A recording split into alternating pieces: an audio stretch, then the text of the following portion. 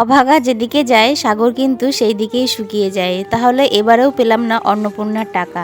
তো hello everyone, আমি পল্লবী চলে এসেছি আরও একটা ছোট্ট ব্লগ নিয়ে। আশা করি ব্লগটা আজকের তোমাদের ভালো লাগবে। ভালো লাগলে কিন্তু অবশ্যই একটা ফলো করতে ভুলো না। তো এই যে সকালবেলায় উঠেই কিন্তু আমার সংসারের কাজকর্ম সব শুরু হয়ে গেছে।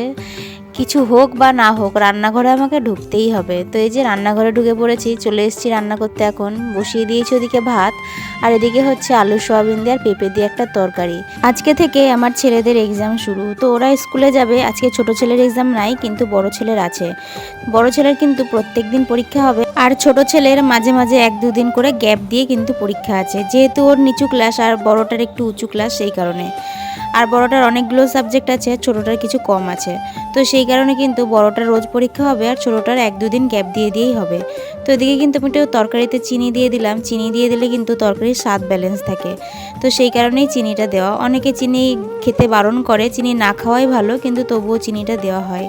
তো তোমরা কারা কারা পেলে অন্নপূর্ণার টাকা?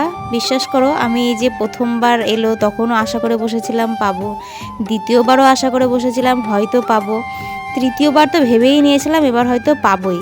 কিন্তু ওই যে বললাম, অভাগা যেদিকে যায় সাগর সেদিকেই শুকিয়ে যায়, সেরকম আমার অবস্থাও তাই। এখনও পেলাম না অন্নপূর্ণার টাকা। জানি না আর পাবো কি না। 20 তারিখ অবধি হয়তো ডেট আছে, পেতে পারি আবার নাও পেতে পারি। আমার ভাগ্যের ওপর আমার একটুও বিশ্বাস নাই, কারণ আমি যেই কাজটাতেই হাত দিই সেই কাজটাই আমার ঠিকঠাক সম্পন্ন হয় না। এই যে ভিডিও করি, এটাতেও কম কষ্ট করি আর কম খাটনি খাটি না, তবু এটাতে কোনো সাফল্য নাই। তবুও চেষ্টা করে যাচ্ছি, যদি একদিন হয়। ঠিক অন্নপূর্ণারটাও তাই। প্রথমে হাতে ফর্ম ফিল আপ করলাম, তারপরে অনলাইনে গেলাম। সবাই মানে যারা যারা করেছে তাদের আগে আমি করেছি, কিন্তু তারা টাকা পেয়ে গেছে, আমি এখনও পর্যন্ত পাইনি। আমার ফ্যামিলিতেও সবাই পেয়ে গেছে, শ্বশুরবাড়ি বাবার বাড়ি, কিন্তু আমি পাইনি।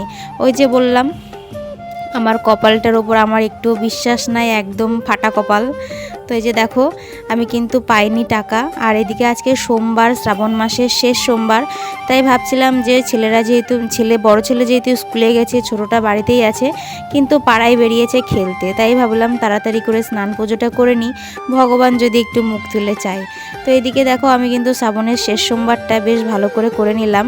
সেইভাবে এবছর আমাদের হবে না, যেহেতু অসৎ চলছে, সেজন্য ঘরের ঠাকুরকেই কিন্তু নিয়ম মেনে পুজোটা করেছি।